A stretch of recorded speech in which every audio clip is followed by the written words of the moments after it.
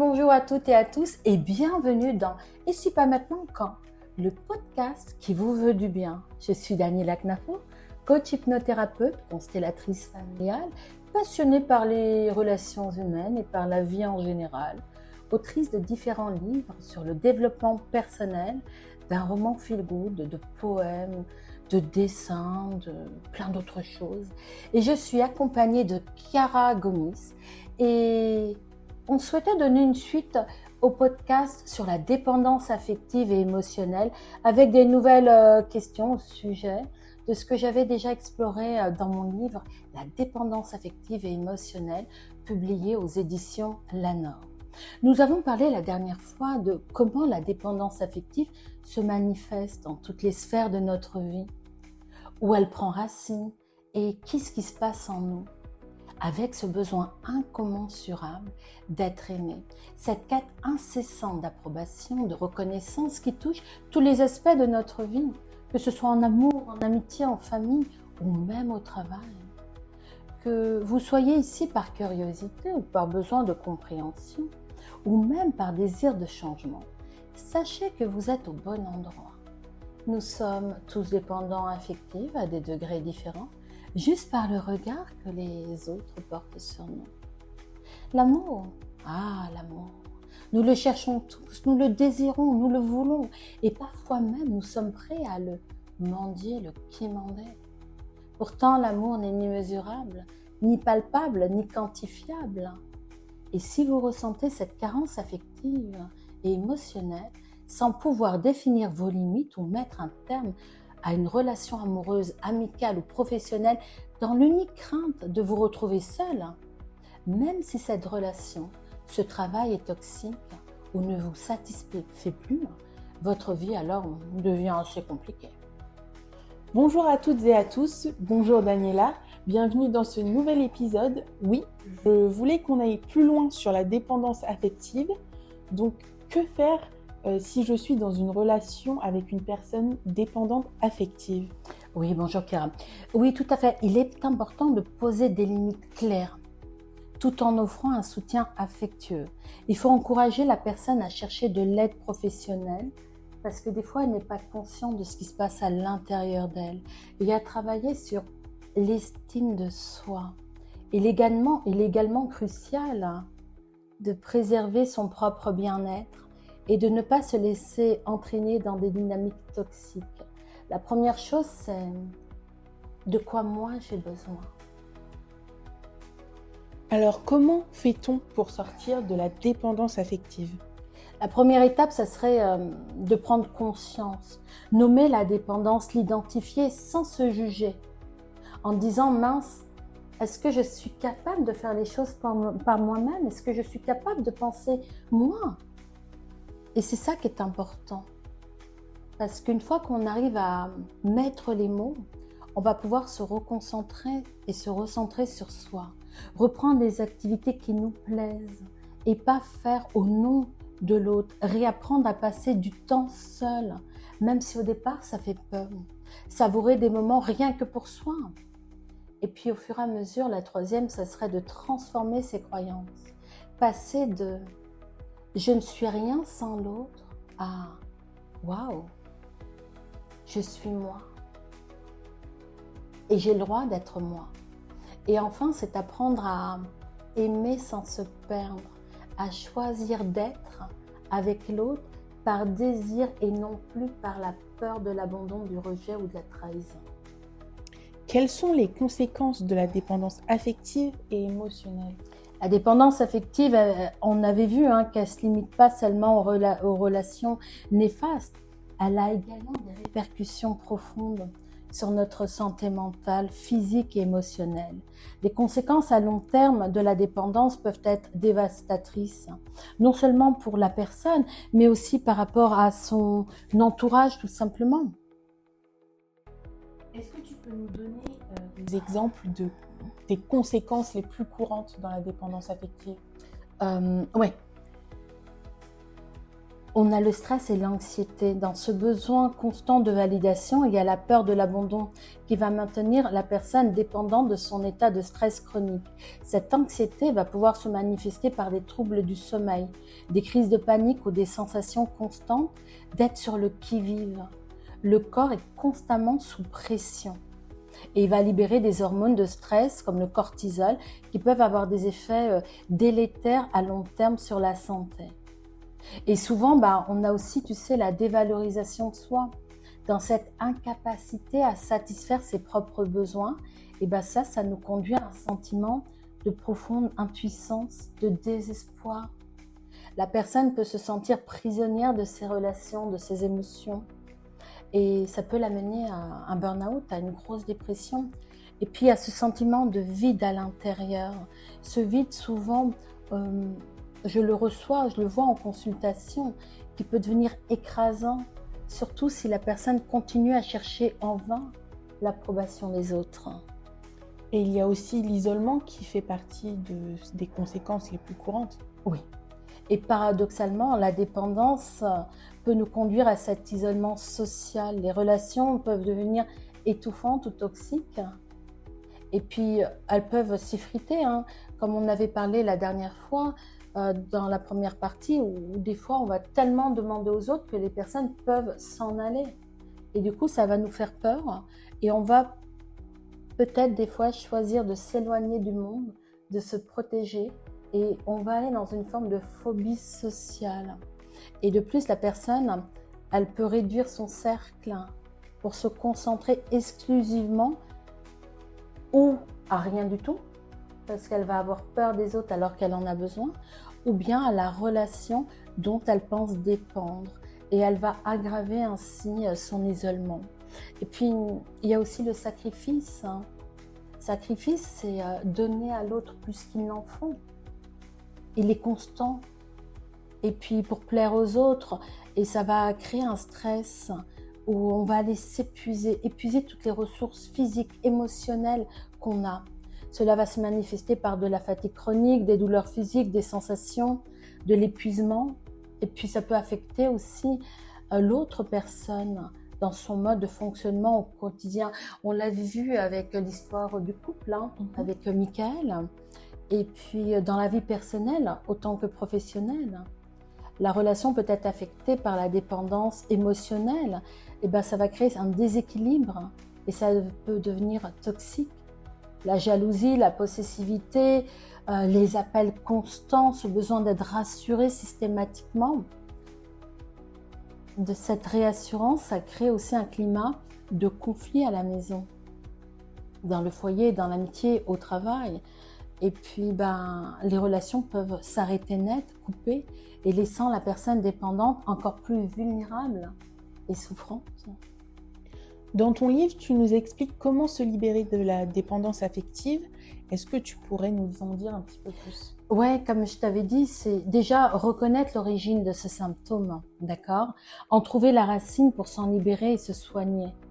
Donc, j'explique pas à pas, je donne plein d'exemples dans le livre.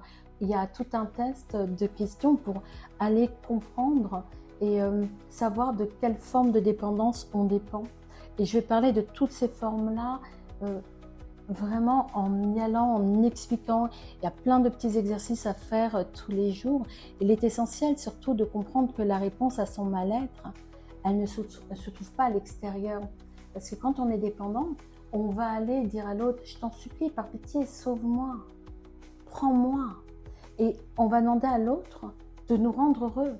Et bien on va chercher à l'extérieur, au niveau des personnes, au niveau de notre entourage, des amis. Et un petit peu comme toutes les addictions compensatoires, personne ne pourra combler notre vide. Parce qu'en fait, personne d'autre que nous-mêmes ne peut apaiser et combler notre souffrance. Parce que c'est enraciné à l'intérieur de nous. Alors il y a plusieurs stratégies. C'est reconnaître qu'on souffre de cette dépendance, c'est crucial. C'est le b.a.-ba, c'est la première étape. Identifier les situations où on ressent ce besoin excessif d'approbation et de réassurance. Est-ce que c'est au travail? Est-ce que c'est à la famille? Est-ce que c'est uniquement à l'amitié? Ou est-ce que c'est dans toutes les sphères? Accepter des fois qu'on peut se retrouver seul. Et pendant ce moment de solitude, c'est un aspect primordial. C'est souvent la solitude équivaut à l'inconscient populaire, à l'isolement, tu vois, à la tristesse, être une personne peu aimable, alors que le meilleur moment de notre vie, c'est un rendez-vous avec soi-même. La solitude, il faut pas en avoir peur. Se retrouver des fois seul, c'est de se dire waouh, mais de quoi j'ai besoin là à ce moment-là, sans compter sur personne. Et ça, c'est en se confrontant à la vie, en expérimentant et puis en grandissant à l'intérieur de nous-mêmes. Et c'est en multipliant des activités qui nous plaisent à nous et pas les activités qui plaisent aux autres pour faire plaisir. C'est en combinant un petit peu plusieurs centres d'intérêt et qu'on va reprendre le cours de notre existence. Mais c'est aussi de comprendre que cet effort, personne ne peut le faire à la place. Moi, quand j'accompagne des personnes, je leur dis, Chiara, c'est très simple. C'est est-ce que vous voulez vous en sortir? Si vous voulez, on le fait ensemble. Mais je ne peux pas le faire à votre place. C'est à vous d'avoir ce petit déclic-là. Tu parles souvent de se recentrer sur soi. Qu'est-ce que ça veut dire concrètement? Ah, se recentrer sur soi. C'est pas devenir égoïste parce que souvent, tu sais, quand on dit moi aujourd'hui je pensais qu'à moi, on va se dire bah tiens, elle est égoïste. Moi pendant des années, j'ai pensé à tout le monde. Penser à moi, juste prendre 5 minutes pour moi, c'était un calvaire.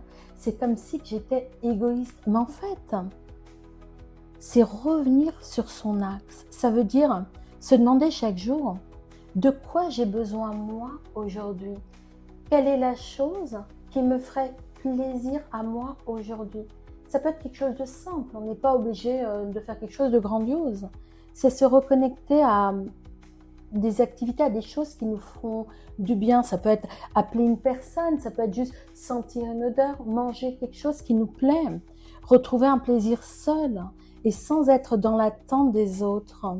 Et c'est ça vraiment la découverte de ce qu'on est vraiment. Mais je vais te dire aussi une chose, au-delà de ça, c'est un exercice qui demande beaucoup de soi. Et aussi, c'est prendre soin de soi, peut-être aller chez le coiffeur, peut-être même se faire masser. C'est pas égoïste parce qu'en fait, quand on se sent bien, on est meilleur pour les autres. Alors, il y a un exercice que je donne souvent, c'est d'écrire chaque jour 3 choses qu'on a fait pour soi et qui nous ont rendus heureux, petits ou grands, mais qui nous ont fait sourire. Ça peut être voir un petit papillon voler dans la rue, ça nous a émus, ça nous a donné une émotion, ça suffit. Et puis, des choses qui nous donnent de l'énergie. Bah tiens, j'ai rendu un projet, je suis contente, je l'ai rendu à temps. Et de les noter sur son agenda, de façon à ce qu'en le feuilletant, on va se rappeler qu'à chaque fois, et dans chaque jour, on peut avoir vécu 3 choses, 3 petits kiffs, 3 petits plaisirs. Et à force de vivre ça, pour soi, on va commencer à sentir que ça nous fait vibrer. Et quand on va feuilleter, tu sais, ce petit cahier, on va regarder, tiens, là il y a ça qui m'a plu, là il y a ça. Des fois c'est des choses plus grandes, des fois c'est plus petit, peu importe. Et c'est ça, reprendre, c'est des petits morceaux de soi. Moi j'appelle ça des petits fragments d'âme qu'on croyait avoir perdus. Et aussi de répondre à nos propres petits besoins petit à petit. Et est-ce que sortir de la dépendance affective, c'est forcément passer par un travail sur l'enfant intérieur? Souvent, et même dans la majorité des cas, on va aller travailler. La dépendance affective, elle ne vient pas du jour au lendemain, elle n'est pas née comme ça. Elle prend souvent racine dans des moments de notre enfant intérieur où on a senti l'amour pouvait s'éloigner, se retirer ou qu'il fallait mériter l'attention.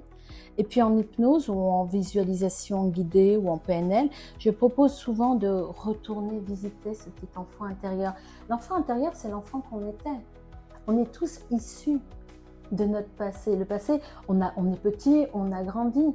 Et c'est ces blessures-là, on va aller les revisiter, on va les travailler, on va aller les nettoyer, les guérir.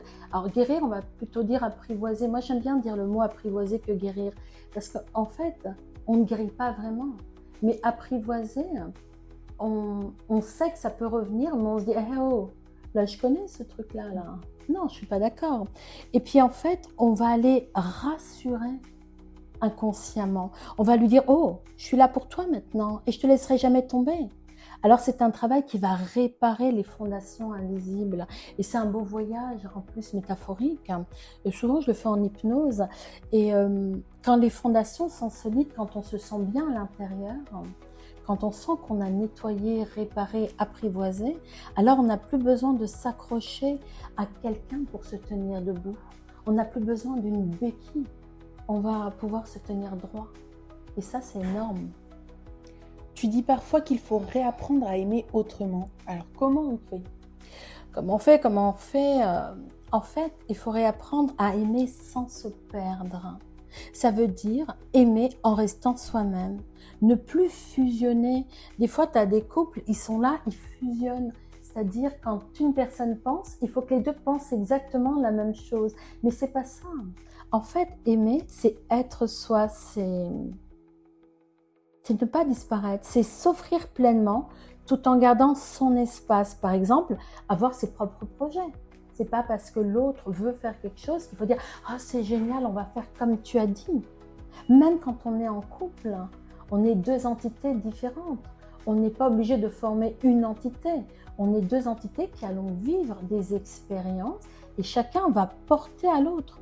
Et puis, ce mot, il est épouvantable et ça, on le voit. Tu vois, même dans 50 ans et je t'emmerde, c'est s'autoriser à dire non quand quelque chose ne nous convient pas. On a le droit de dire non ou de dire oui quand on a envie de faire une chose, mais de ne pas se sentir obligé par peur de perdre l'autre. Si l'autre nous aime, en ami, en tant que dans la famille ou en tant que couple, eh ben, il va accepter qu'on dise non. Et on n'a pas besoin de se justifier. Et puis aussi, de célébrer les moments passés. De célébrer les moments quand on est ensemble. Avec des amis et aussi de célébrer les moments quand on est séparés, quand on n'est pas ensemble. De se dire, voilà, là, j'ai profité de mes amis, de mon conjoint, mon partenaire, peu importe, de ma famille, de mes collègues. Et là, je vais me retrouver 3 jours seule. Et pendant ces 3 jours, il faut que j'apprécie à danser avec l'autre et sans l'autre, avancer avec et sans, à m'en approcher et à m'en éloigner, mais en gardant mon rythme intérieur. Quels sont les signes qui montrent qu'on est en train de guérir? Alors, il y en a plusieurs et ils sont quand même assez parlants. On va ressentir moins d'angoisse quand l'autre est moins disponible. On va plus courir dans le téléphone, voire appeler 40 fois. Et ça, c'est quand même bien parce qu'on va dire l'autre est occupé. C'est pas qu'il pense pas à moi, il est occupé. Pendant qu'il est occupé, moi aussi, je vais m'occuper. Et à un moment donné, j'irai le rejoindre quand il sera, et moi aussi, disponible. Quand nous osons aussi, exprimer nos propres besoins sans crainte de perdre l'autre. Et ça, c'est hyper important. Par exemple, dans un groupe, souvent, ils veulent aller au cinéma voir tel film. Et ils vont dire, est-ce que tout le monde est d'accord? Même quand on n'est pas d'accord, on y va. Mais on a le droit de dire, moi, j'aurais préféré voir l'autre film. Et ça ne veut pas dire que les amis vont les renier. Et choisir nos relations par envie et non par peur d'être seul. Parce que des fois, dans les relations, on a tellement peur qu'on prend des mauvais choix. Et c'est là qu'on va commencer à se sentir complet à l'intérieur de nous. Alors, tout ne va pas être parfait. De toute façon, la vie n'est pas parfaitement parfaite. Il y a des petits aléas, il y a des hauts, des bas, mais c'est parce que on commence à comprendre qu'on a une valeur et que cette valeur ne doit jamais dépendre du regard de l'autre. Et si on n'y arrive pas seul, comment on fait? Si on n'arrive pas seul, il faut absolument se faire accompagner par un professionnel. Déjà, en parler avec des amis. On a le droit d'en parler, peut-être pas à tout le monde, mais on a toujours une personne au moins de confiance. Ça peut être un parent, ça peut être peu importe, un collègue, mais une personne avec qui on a confiance, on peut en parler, qui va nous aider à développer l'estime de soi, à défaire les schémas récurrents de son enfance et d'autres événements traumatisants. Mais là, ça sera plutôt avec un professionnel, que ce soit en coaching, en hypnose, ça peut être un psychologue aussi, à gérer les carences affectives, à comprendre qu'est-ce qui s'est passé à ce moment-là, qu'est-ce qu'on a dû faire ou pas faire. Et surtout, tu sais, c'est ce qu'on avait parlé pour les personnes qui étaient aidantes, qui ont vécu tout de suite je trouve plus mes mots, en devant aider la famille. Et ben apprendre que elle a le droit de penser à elle. Et on va apprendre à diminuer le stress, l'anxiété sous toutes les formes et à enlever toute forme de culpabilité. Il y en a plusieurs sortes. Et surtout, ce que je voudrais dire, c'est qu'il ne faut jamais voir ces erreurs comme des échecs, mais comme des leçons pour grandir et apprendre. Car la plus belle école de la vie, c'est ça. C'est quand on tombe, on se relève comme un enfant. Il tombe, il se relève, il continue. Et demandez-vous toujours ce qui vous a conduit à faire ceci ou cela et comment vous pouvez faire différemment. Le but, c'est pas de culpabiliser, c'est de dire « Ok, j'ai compris la leçon ». Puis, il ne faut pas se mentir à soi-même. Parce que des fois, tu sais, on se ment souvent pour cacher, pour dénier. Plus on se dénie, plus on se ment à soi-même. C'est une forme qui va nous empêcher de progresser. Être honnête avec soi-même sur nos propres besoins et nos propres sentiments. C'est comme ça qu'on va y arriver, tout doucement. Ça se fait étape par étape. Qu'est-ce qui est le plus important à faire pour soi-même? S'aimer, apprendre à s'aimer, à se dire qu'on existe, qu'on a un ADN, qu'on est en vie. Et si on est là, c'est bien pour une raison. À s'aimer soi-même. Et c'est vrai que c'est difficile parce que ça demande de se confronter à ses peurs, à ses imperfections, à ses traumatismes, à ce « je ne suis pas assez ». Mais pour qui? Pourquoi d'ailleurs? Cela implique aussi de développer l'estime de soi. Alors, il y a l'estime et la confiance parce que souvent les dépendants affectifs, ils ont une énorme confiance en eux. La confiance, c'est... Tu sais, Chiara, quand la confiance, on est sur le faire et l'avoir. Je ne sais pas conduire, je vais prendre des cours. Je me pose une question, je vais chercher une réponse. Je veux faire une formation, je vais aller prendre une formation pour acquérir des compétences. Mais l'estime, c'est qui je suis moi à travers le regard que je perçois que les autres posent sur moi. Waouh, ça devient hyper compliqué. Et en fait, l'estime, il ne faut pas qu'elle devienne dépendante du regard des autres. Et ça peut être un long processus. C'est ce qu'on va apprendre. C'est qu'au cœur de la dépendance affective se trouve souvent ce manque d'estime. Alors, un petit peu de confiance, mais c'est surtout vraiment l'estime, comme je t'ai dit. Et puis, la personne doit se sentir digne d'être aimée pour ce qu'elle est et pas pour ce qu'elle pense devoir gagner. Car l'amour de l'autre par ses actions, ses sacrifices, en fait, c'est se plier au désir de l'autre. Ça va la conduire à une spirale infernale où le besoin d'être aimé va coûter, coûte que coûte, va prendre le dessus au détriment de sa propre valeur. Et les valeurs, c'est d'apprendre qui je suis moi, quelles sont mes valeurs, quels sont mes dons et mes talents. Et on a tous des dons et des talents. Je connais aucune personne au monde qui n'en a pas. Un dernier mot pour conclure, Daniela? Alors ouais, j'ai encore plein de trucs à dire, mais je pense que ça ira. La dépendance affective, en réalité, est une opportunité unique pour comprendre et se soigner et apprivoiser nos blessures profondes qui influencent chaque aspect de notre vie. Un petit peu comme un animal sauvage, tu sais, qui se rebelle en nous. Moi, j'aime bien cette métaphore. On va aller la dompter en douceur et avec amour. C'est une porte qui va s'ouvrir vers un voyage intérieur. Alors oui, bien sûr, c'est inconfortable, mais ô combien nécessaire pour apprendre à mieux se connaître, à mieux se comprendre et surtout à nous aimer véritablement. Et je vous dirais une chose, traitez-vous avec la même gentillesse que vous offririez à un ami proche. Prenez le temps de faire des activités qui vous plaisent à vous et qui vous nourrissent à vous émotionnellement. Apprenez à reconnaître, à valoriser vos forces, vos dons, vos talents, vos qualités, vos valeurs. Acceptez vos imperfections comme des points d'amélioration. Et si aujourd'hui, c'était juste le bon moment pour prendre soin de vous révéler, d'apprendre à vous aimer et à combler ce vide émotionnel en vous? Eh bien, merci Daniela. Je vous conseille le livre de Daniela Knafo, Dépendance affective et émotionnelle aux éditions Lanor, disponible dans toutes les librairies et sur Amazon. L'objectif de ce livre est de vous donner toutes les clés du changement avec des exercices de PNL, d'hypnose et de coaching afin de vous libérer de cette emprise et d'entamer un processus de métamorphose revalorisant ainsi votre estime et votre confiance en vous. Un dernier mot, Daniela, pour celles et ceux qui se reconnaissent. Souvenez-vous que la dépendance affective n'est pas une condamnation à perpétuité. Personne n'en prend. Personne n'est en prison. C'est juste un appel, une invitation à revenir à l'essentiel, c'est-à-dire à vous, à découvrir que votre valeur dépend de personne, juste de vous. Et pour aller plus loin, je vous dirais, soyez juste vous. Et ça commence par maintenant. Et si vous souhaitez en savoir plus sur les accompagnements, prendre rendez-vous pour une séance d'hypnose, de constellation familiale, de coaching ou de PNL avec Daniela Knafo, pour participer à un de ces ateliers, simplement prendre rendez-vous ou connectez-vous, je me suis un peu perdue, je m'excuse.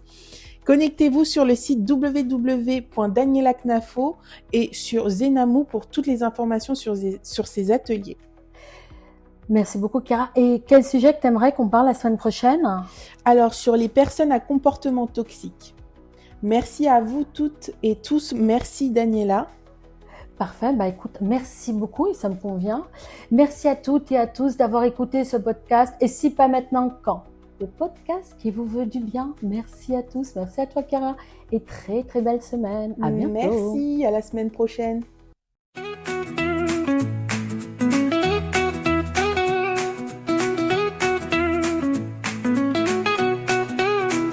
Et si pas maintenant, quand